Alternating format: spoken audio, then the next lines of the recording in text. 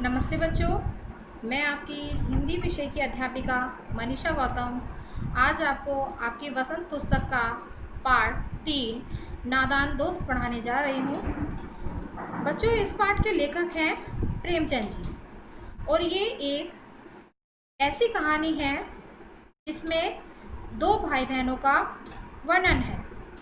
देखिए, दो भाई बहन जो अपने बालपन में एक ऐसी गलती कर जाते हैं जिससे उन्हें बाद में बहुत पछतावा होता है। आइए देखते हैं इस कहानी के बारे में। केशव के घर करनिस के ऊपर एक चिड़िया ने अंडे दिए थे। केशव और उसकी बहन श्यामा दोनों बड़े ध्यान से चिड़िया को वहां आते जाते देखा करते। देखिए बच्चों, इसमें एक शब्द आया है करनिस। करनिस किसे बोलते हैं? देखिए, दीवार के ऊपर का आगे बढ़ा हुआ भाग, जिसे हम साधारण भाषा में छज्जा भी बोल सकते हैं। तो केशव के घर करनिस के ऊपर एक चिड़िया ने अंडे दिए थे। क्या दिए थे? चिड़िया ने अंडे दिए थे। केशव और उसकी बहन श्यामा दोनों बड़े ध्यान से चिड़िया को वहां आते जाते देखा करते। देखिए, ये दो भाई बहन हैं, एक का नाम है केशव और बहन का नाम है उसकी श्यामा। तो वो दोनों क्या करते थे? उनका जो घर था और घर का जो छज्जा था उस पर चिड़िया ने क्या दिए थे? अंडे दिए थे। तो दोनों भाई बहन रोज वहां आते और उन चिड़िया के अंडों को देखा करते थे। सवेरे दोनों आँख मलते करनिस के सामने पहुंच जाते और चिड़िया दोनों को वहाँ बैठा पाते। देखिए, वहाँ पर दोनों बच्चे रोजाना आते थे और दोनों को चिड़िया और चिड़ा को दोनों को साथ बैठा देखा करते थे। उनको देखने में दोनों बच्चों को न मालूम क्या मज़ा मिलता। देखिए, जब बच्चे छोटे होते हैं तो छोटे बच्चों को ऐसी चीज़ें बहुत पसंद होती हैं, जैसे छोटा सा बिल्ली का बच्चा हो या छोटा सा कुत्ते का बच्चा हो, तो छोटे छोटे जानवरों के बच्चों को देखकर वो ज़्यादा आनंद लेते हैं। तो इसी प्रकार से श्यामा और जो केशव हैं वो दोनों रोजाना उन चिड़िया के बच्चों को देखने आते थे। दूध और जलेबी की सुध भी न रहती थी। दोनों के दिल में तरह तरह के सवाल उठते। देखिए, जो बच्चे हैं वो खाना पीना सब त्याग कर, ये आपके साथ भी होता होगा कि कभी कभी जब आपको किसी चीज़ की लत लग जाती है, उसे देखने की जिज्ञासा हो जाती है, तो आप खाने की सुध बुध भी भूल जाते होंगे। उसी प्रकार से ये दोनों भाई बहन हैं जो अपने खाने पीने की सुध बुध भूलकर उन दोनों चिड़िया को देखने के लिए आते हैं, उनके अंडों को देखने के लिए आते हैं। देखिए, अब वो क्या सोचते हैं? अंडे कितने बड़े होंगे? देखिए, वो बच्चे सोच रहे हैं कि आखिर अंडे कितने बड़े होंगे, किस रंग के होंगे, कितने होंगे, क्या खाते होंगे, उनमें से बच्चे किस तरह निकल आएंगे। देखिए, जब बच्चे बालपन में होते हैं अपने, तो वो एक जिज्ञासा भरे होते हैं, उन्हें तरह तरह के उनके मन में सवाल उठते हैं, ये कैसे है, वो कैसे है। उसी प्रकार दोनों भाई बहनों के मन में भी इसी तरह के सवाल आ रहे हैं कि चिड़िया के अंडे कितने बड़े होंगे, किस रंग के होंगे, वो क्या खाते होंगे, इस अंडों में से बच्चे कैसे निकल के बाहर आएंगे। तो तरह तरह के सवाल जो हैं दोनों भाई बहनों के मन में आ रहे हैं। बच्चों के पर कैसे निकलेंगे? भाई, वो छोटे हैं तो उनके पर कैसे निकलेंगे? तो ये सोच सोच कर भी वो बहुत ज़्यादा जिज्ञासु हो रहे हैं। घोंसला कैसा है? लेकिन इन बातों का जवाब देने वाला कोई नहीं। वो क्या है बच्चे? अपने आप में गुनगुना रहे हैं, अपने आपस में ही बात कर रहे हैं, लेकिन उनकी बातों का, सवालों का जवाब देने वाला वहाँ आसपास कोई नहीं है।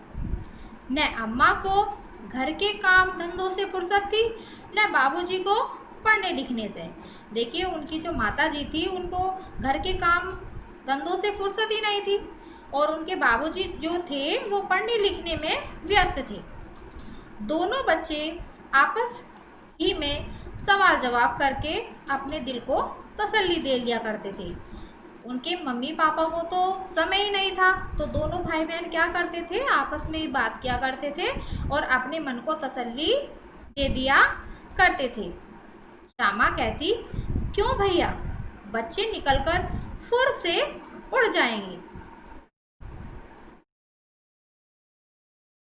केशव विद्वानों जैसे गर्व से कहता, उसका जो भाई है वो अपने आप को क्या मान रहा है, उससे बड़ा तो है, तो क्या मान रहा है, विद्वानों के जैसे अपने ऊपर गर्व महसूस करता हुआ क्या बोलता है वो अपनी बहन श्यामा से, नहीं री पगली, पहले पर निकलेंगे, बगैर परों के बेचारे कैसे उड़ेंगे।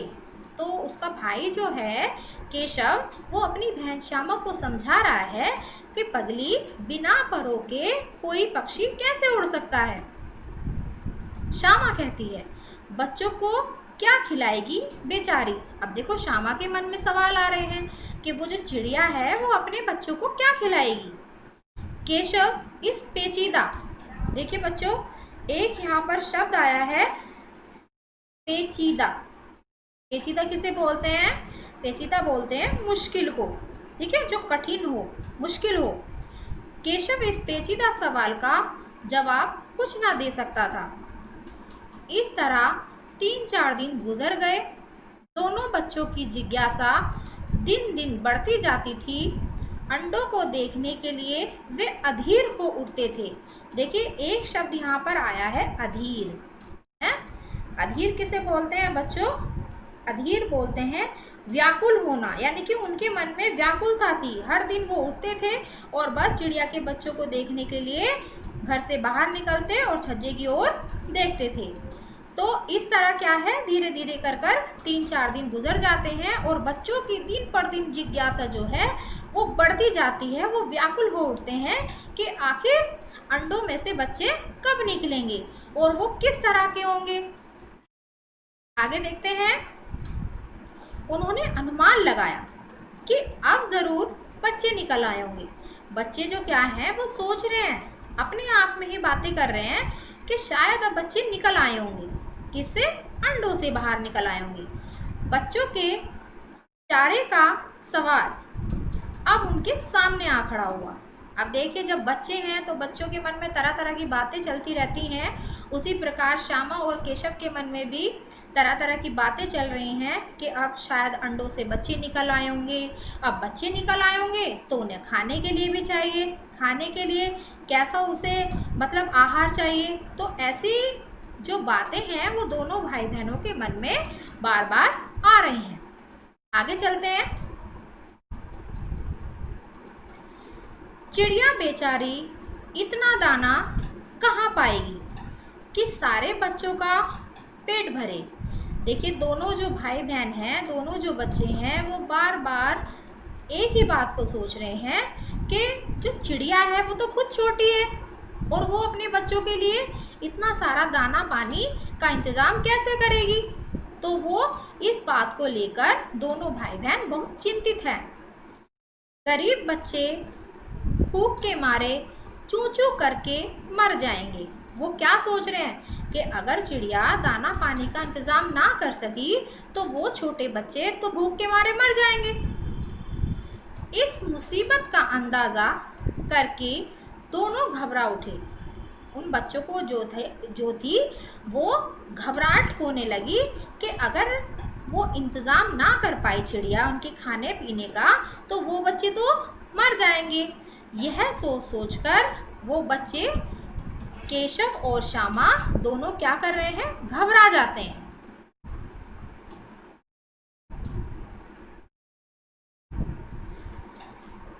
दोनों ने फैसला किया कि कर्निस पर थोड़ा सा दाना रख दिया जाए।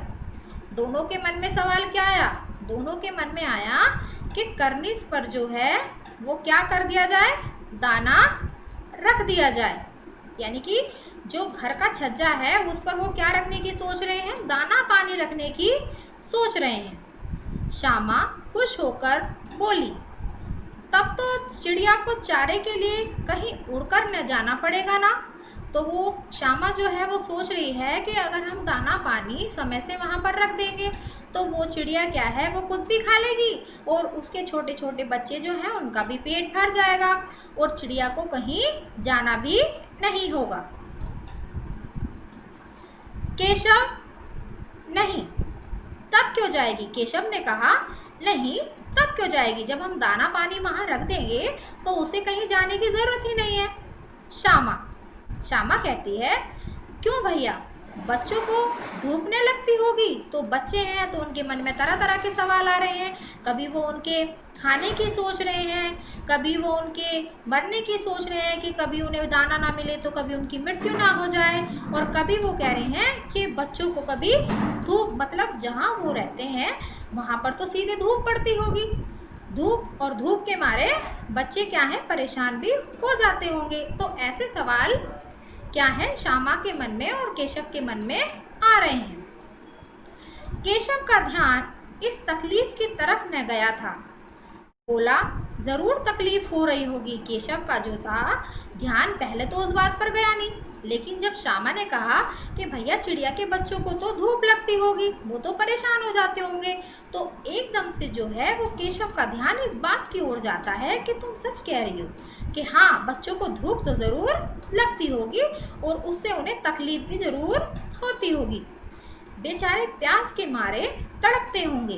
भाई, जब उन्हें खाने को दिया जाता है तो पानी भी चाहिए उन्हें पीने के लिए, तो उनके मन में तरह तरह के सवाल आ रहे हैं कि उन्हें तो प्यास भी लगती होगी, ऊपर छाया भी तो कोई नहीं। अब देखिए बच्चों, उनके बारे में क्या क्या सोच रहे हैं वो दोनों छोटे भाई बहन के, उन्हें तो भूख भी लगती होगी, उन्हें तो प्यास भी लगती होगी, उन्हें तो धूप भी लगती होगी, और किसी भी प्रकार की छाया उनके ऊपर अभी तक नहीं है। आगे देखते हैं बच्चों। आखिर यही फैसला हुआ कि घोंसले के ऊपर कपड़े की छत बना देनी चाहिए। देखिए वो छोटे बच्चे जो हैं वो क्या सोच रहे हैं कि देखिए जो चिड़िया के बच्चे हैं वो परेशान हो रहे होंगे, तो उनके लिए क्या बनाना चाहिए, एक छत बना देनी चाहिए ताकि उन पर धूप ना पड़े, ताकि उन्हें कोई परेशानी ना हो। तो श्यामा और केशव ने दोनों ने फैसला किया कि हम इन बच्चों के ऊपर एक छोटी सी छत बनाएंगे ताकि उन्हें किसी भी तरह की कोई परेशानी ना हो। पानी की प्याली और थोड़े से चावल रख देने का प्रस्ताव भी स्वीकृत हो गया। देखिए दोनों बच्चे जो हैं वो आपस में ही बात कर रहे हैं कि क्या क्या होना चाहिए, कैसे कैसे होना चाहिए। तो उन्होंने उनके खाने का भी प्रबंध कर दिया है और पानी का भी प्रबंध कर दिया कि एक प्याली में हमें वहाँ पर पानी रखना है और चिड़िया के लिए और चिड़िया के बच्चों के लिए चावल के दाने भी रखने हैं। दोनों बच्चे बड़े चाव से काम करने लगे। दोनों बच्चों का क्या था, मन लगने लगा उस काम में। श्यामा माँ की आंख बचाकर मटके से चावल निकाल लाई। जो केशव की बहन थी श्यामा, वो अपनी माँ की आंखों से बचकर क्या निकाल लाई, मटके से चावल निकाल लाई। किसके लिए, छोटी सी चिड़िया के लिए और उसके बच्चों के लिए। केशव ने पत्थर की प्याली का तेल चुपके से ज़मीन पर गिरा दिया। देखिए एक प्याली बच्चों को दिखाई दे रही है जिसमें तेल भरा हुआ है। अब तो उन बच्चों को प्याली चाहिए और प्याली खाली चाहिए, तो वो क्या करते हैं, वो केशव जो है वो चुपके से उस प्याली का तेल ज़मीन पर गिरा देता है और ज़मीन पर गिरने के बाद प्याली खाली हो जाती है और उसे वो साफ कर कर उसमें पानी भर देता है। अब चांदनी के लिए कपड़ा कहाँ से आए। अब देखिए जब बच्चे वहाँ पर रहेंगे, चिड़िया के जो छोटे बच्चे हैं उनके लिए वो क्या कर रहे हैं, हर तरह का इंतज़ाम कर रहे हैं। उनके लिए छत भी बना रहे हैं, है ना, उनके लिए पानी भी रख रहे हैं, उनके लिए दाना भी रख रहे हैं। तो इसी प्रकार से वो हर इंतज़ाम उन बच्चों के लिए कर रहे हैं। फिर ऊपर बगैर छड़ियों के कपड़ा कहाँ ठहरेगा। देखिए उनके मन में बहुत सारे सवाल आ रहे हैं कि हमें छत भी बनानी चाहिए और छत के बनाने के लिए हमें एक ऐसे कपड़े की ज़रूरत है कि जो छत पर अच्छी तरह से आ जाए, और उसके लिए फिर उन्होंने सोचा कि हम कपड़ा तो ले आएंगे, लेकिन वो कपड़ा हम किससे बांधेंगे? उसके लिए तो छड़ियाँ चाहिए। कपड़ा तो बिना छड़ियों के ठहरेगा नहीं। तो ऐसे ऐसे सवाल जो केशव और उसकी बहन है उसके मन में बार बार आ रहे हैं। कैसे और छड़ियाँ खड़ी होंगी कैसे? अब देखिए उनके मन में आ रहा है कि भाई हम कपड़ों का भी इंतज़ाम कर लेंगे, ठीक है, छत बनाने के लिए, लेकिन हमें छड़ियाँ भी तो चाहिए। बिना छड़ियों के उनकी छत कैसे बनेगी? केशव बड़ी देर तक इसी अधेड़-बुन में रहा। देखिए एक शब्द आया है यहाँ पर, अधेड़-बुन। अधेड़-बुन किसे कहते हैं? सोच विचार। केशव बड़ी देर तक क्या करता रहा? सोच विचार में ही रहा, सोचता रहा, विचार करता रहा। आखिरकार उसने यह मुश्किल भी हल कर दी। श्यामा से बोला, जाकर कूड़ा फेंकने वाली टोकरी उठा लाओ। श्यामा से क्या बोलता है केशव कि जाओ, इसका भी हल मैंने निकाल लिया है, तुम जाओ और कूड़ा फेंकने वाली जो टोकरी है वो उठा के लेके आओ। अम्मा जी को मत दिखाना, यानी कि ऐसे लेके आना टोकरी कि माता जी को वह दिखाई ना दे, आंख बचा कर लेके आना। श्यामा, वह तो बीच से फटी हुई है, उसमें से धूप न जाएगी। श्यामा जो कह रही है कि भैया वो टोकरी में उठाकर तो ले आऊंगी, लेकिन उसमें तो क्या है, बीच से फटी हुई है, और जब बीच से फटी हुई है तो उसमें से धूप निकलेगी जो बच्चों को लगेगी। केशव ने झुंझला कर कहा, तू टोकरी तो ला। केशव जो है वो गुस्सा हो जाता है, किससे? अपनी बहन से, कि तुम ज़्यादा बातें मत बनाओ, ठीक है, जो कहा है वही करो, जाओ टोकरी उठा के लेके आओ। मैं उसका सुराख बंद करने की कोई हिकमत निकालूंगा, ठीक है। वो क्या कहता है, देखिए बच्चों, एक शब्द आया है हिकमत। हिकमत किसे कहते हैं? उपाय, है ना।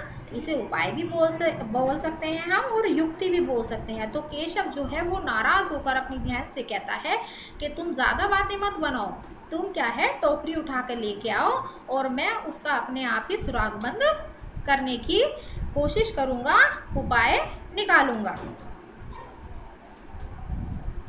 देखिए बच्चों, आज हमारा इस कहानी का पहला भाग समाप्त होता है। दूसरा भाग हम आपको दूसरी वीडियो में पढ़ाएंगे, ठीक है बच्चों। और आपको ये पाठ स्वयं भी पढ़ना है और कम से कम आपको 2 बार इस पाठ का अध्ययन करना है, ताकि आपको ये कहानी और ये पाठ अच्छी तरह से समझ में आ जाए, ठीक है बच्चों। धन्यवाद।